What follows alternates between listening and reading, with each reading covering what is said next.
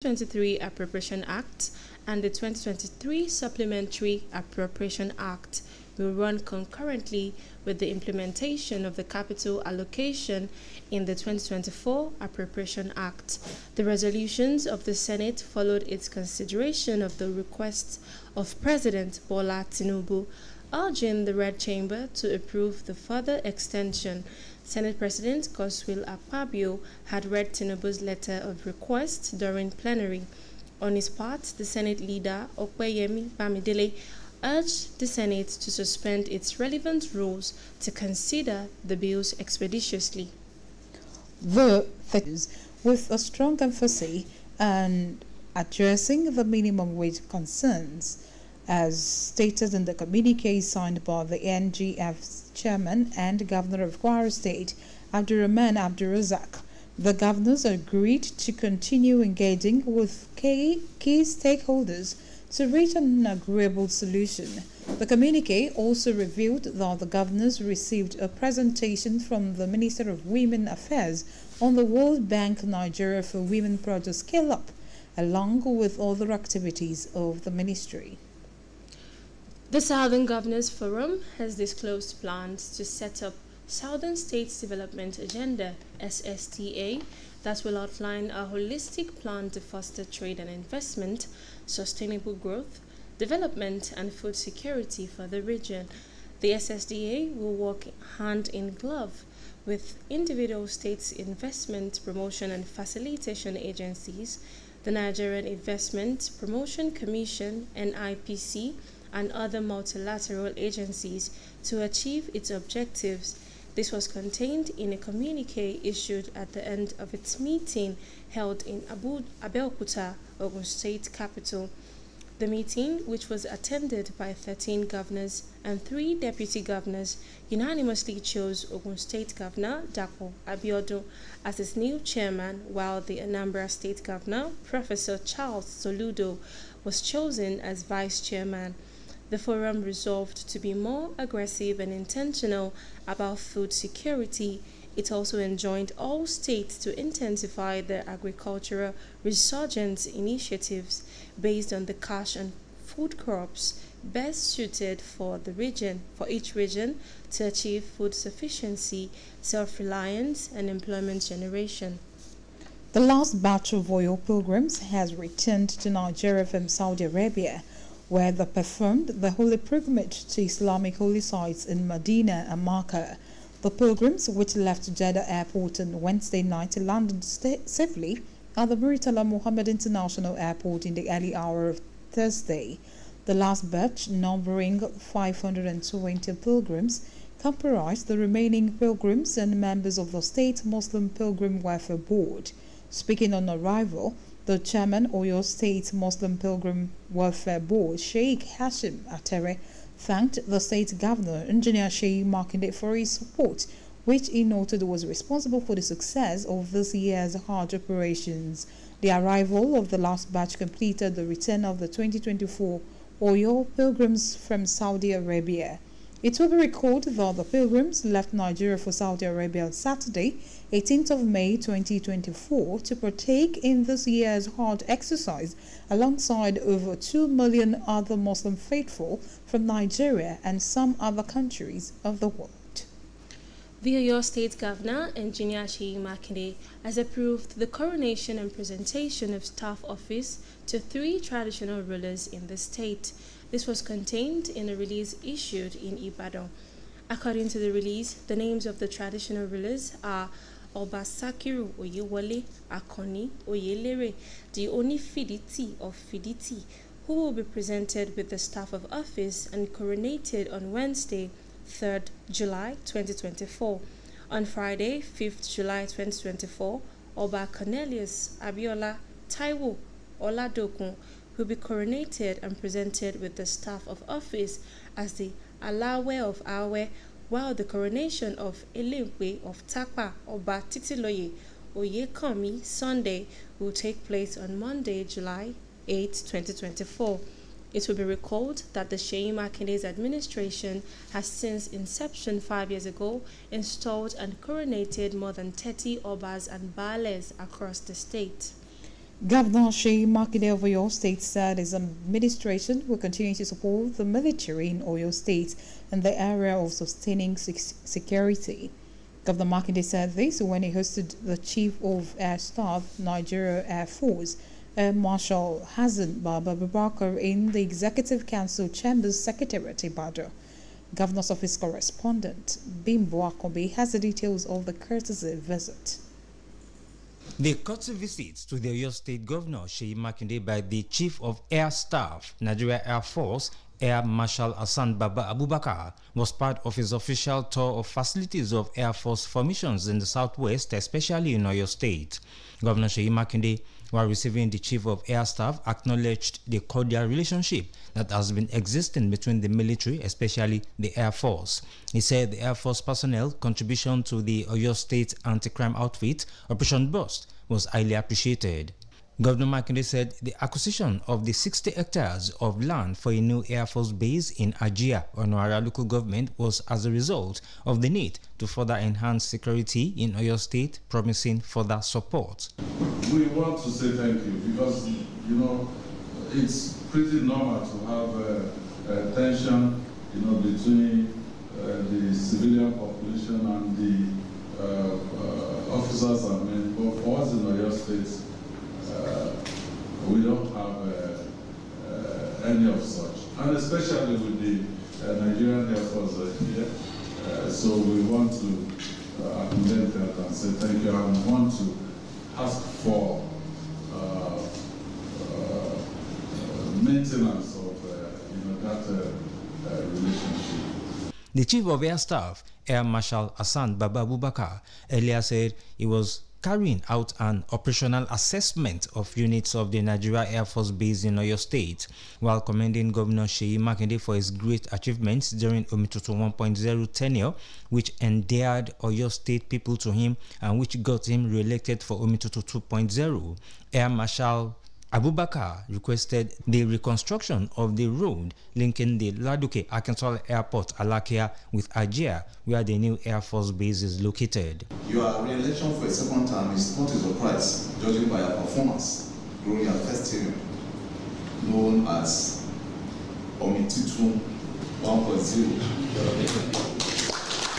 which focus on economic development opportunities for all, realistic reforms, and enhance peace and security in the state.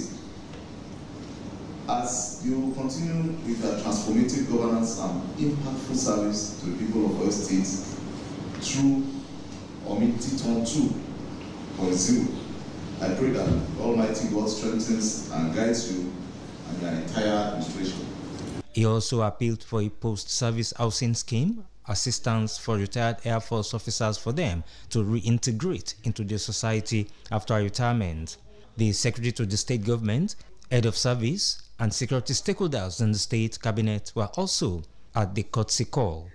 Bimbo Akambi, BCOS News. This broadcast of Newscope comes to you from the Broadcasting Corporation of Oyo State, Ibadan. The Presidential Initiative on Compressed Natural Gas, PCNGI, Program Director Michael Oluwagbemi today announced a 50% conversion cost reduction for transporters, represented by Tosin Koka during the stakeholders event of the PCNGI and Portland Gas in partnership with Naseni in Abuja.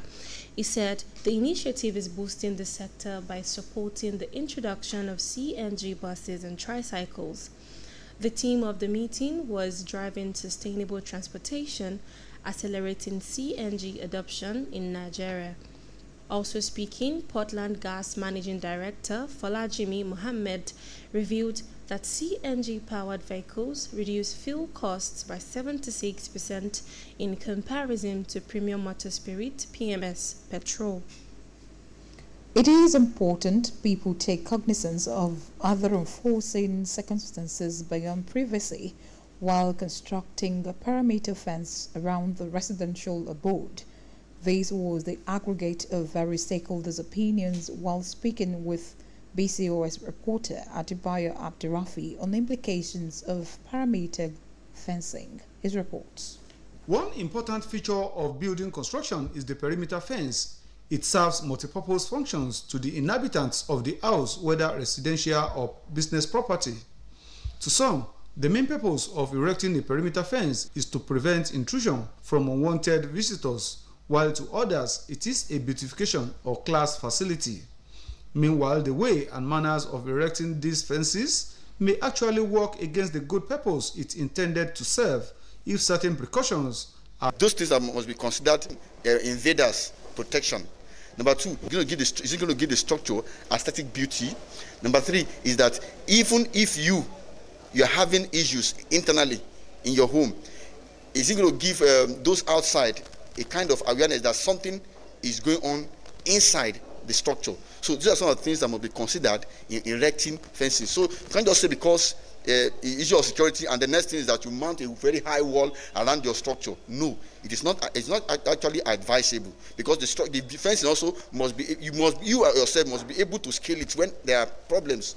Also contributing, a security expert, Solomon Oyebode, alluded to the fact that the purpose of security is defeated when perimeter fence is unnecessarily high, such that it is difficult for passers-by to see what goes on within the fenced area. Before you set up a perimeter fencing, there are certain structures that you need to put in place. How are the doors in the house located? Are the doors visible? It's important for the doors to be visible to passerbys. When the doors are visible, then and the door levers are visible to passerbys. If you have a low perimeter fencing, then anyone who is actually trying to access your house unauthorized, you know what I'm saying, will be easily detected. So I think the low perimeter fencing pretends more advantage in terms of security than the higher perimeter fencing. Looking at the safety implications of perimeter fence, Mr. Moses Ojo, a superintendent of fire at the Oyo State Command of the Federal Fire Service, said high perimeter fence may constitute hindrance to rescue efforts in emergency situations. Fencing system that should be associated with safety in case of fire or emergency is a fence within 7 feet, 6 to 7 feet, which is appropriate. And it shouldn't be blocked throughout. For example, if there is a fire inside and a fire truck got to a premises where we have a very high fence, it will be easier for us to jump first before putting on our equipment to rescue those that are already in trouble. It is noteworthy that experts favor high perimeter fences only around an estate or homes on main streets where exposure of the property could constitute undue attraction. Adebayo Abdurafi says troops of Operation Delta Safe OPDS seized 9,225,149 liters of diesel and 31,380 liters of petrol in June. It also said troops on operations across the country killed 2,245 terrorists and arrested 3,682 suspected criminals and rescued 1,993 kidnapped victims in the second quarter of the year. The Director of Defense Media Operations, Major General Edward Buba, announced this today at the Defense Headquarters, Abuja. The Military High Command said troops recovered 2,783 weapons, 64,547 ammunitions, comprising 1,169 AK-40 of 7.62 mm special ammo, 14,764 rounds of 7.62 mm NATO, 713 among others. Many Nigerians, mostly women, are fond of keeping cooked food in the refrigerator for days for preservation purposes. In this report, Olambikose Ishala examines the health hazard of storing cooked food in the refrigerator over a period of time. The storage of cooked food in the refrigerators has been an age-long practice for many people with the intention of preventing food from being contaminated. This habit usually practiced almost on daily basis with the aim of reducing stress at home and at the same time preventing the food from getting spoiled has been a subject of interrogation by experts in the medical profession. Recently, the National Agency for Food, Drug Administration and Control, NAFDAC, urged Nigerians to refrain from storing cooked food in the refrigerator for more than 3 days. NAFDAC warned that cooked food stored in the refrigerator for days is susceptible to contamination by disease, causing pathogens, key agents of foodborne diseases that can lead to death. Reacting to this, a food scientist, Mr. Victor Oyejide, shed more light on the pros and cons of storing cooked food in the refrigerator. NAFDAC proclamation, so to say, is not new. It has been existing for a long time. We are just bringing it out now when people are storing it. It's just cooling the temperature of food so that the microbial bacteria that will work on the food, if it's not in the temperature, will not be able to work. But cooling does not really take out the bacteria. Cooling only reduces the effect of bacteria for a period of time. So any food that is cooked and you later put it inside a fridge, if it's not frozen, that preservation is going to last for 3 or 4 days.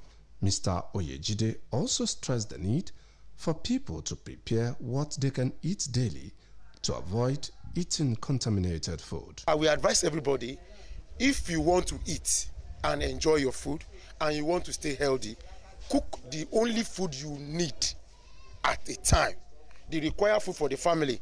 And if you cannot consume everything, look for other people that doesn't have food and give it to them. But keeping food inside the fridge, most times the percentage of the food that is even consumed after freezing is not up to 100%, because sometimes you need to remove some parts, you will cook again, which is denaturing the food. The food is not like the one you cook again. Any food that is kept in the fridge for more than a day, 2 days is not the same food. So it's the best practice is what we usually do. We are Africans, we cook our food and eat our food. When there is no fridge, we don't need fridge. So whatever you need is what you cook. Cook and eat. Then after that, cook again. But cooking and putting in the fridge is not advisable because it's not healthy for any human being to consume. A food vendor, Elijah Afsat Salami, charged the people to desist from the habit of storing cooked food items in the refrigerator for a longer period. Oúnjẹ kéèyàn máa ṣe oúnjẹ kó máa ṣe papọ̀ dé lójú kó oúnjẹ máa wá ní ẹ̀ẹ̀kan ní ibì kan kó má jẹ́ pé ẹ máa ṣe díẹ̀ ẹ bù díẹ̀ ẹ ṣe díẹ̀ ẹ bù díẹ̀ pé kò dáa pé kéèyàn jẹun tán lẹ́ẹ̀kan ni torí kẹ̀kẹ́ ní wà ń ta nísìn kọ́rọ́là àbí kọ́lẹ́rà so one have to be kéèyàn wá careful irú nǹkan bẹ́ẹ̀ yẹn kan máa fi oúnjẹ ẹ bá ti bó oúnjẹ kẹ́ jẹ tán ni yòókù kẹ́ gbé ńlẹ̀. According to the World Health Organization, an estimated 600 million, which is almost 1 of the 10 people in the world, fall ill after eating contaminated food, resulting in the loss of 33 million healthy lives annually. The WHO also added that $110 billion is lost yearly in productivity and medical expenses resulting from unsafe food in low and middle income countries. Olamiposi Ishola, BCOS News. Junior hospital doctors in England began a 5-day strike on Thursday, a week before a general election, which the state of the publicly funded National Health Service (NHS) is a major issue. It follows nearly a dozen similar protests by doctors below specialist consultant level over the last 18 months. The NHS is grappling with a massive backlog caused by COVID-19 pandemic. A recent survey suggested that less than a quarter of Britons were satisfied with the NHS at an unprecedented level, as well as delays to operations and starting cancer treatment. The public also face long waits to see a doctor at their local surgery.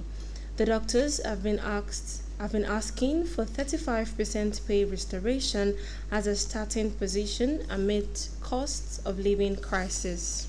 To end this edition of Newscope, here again are the main points.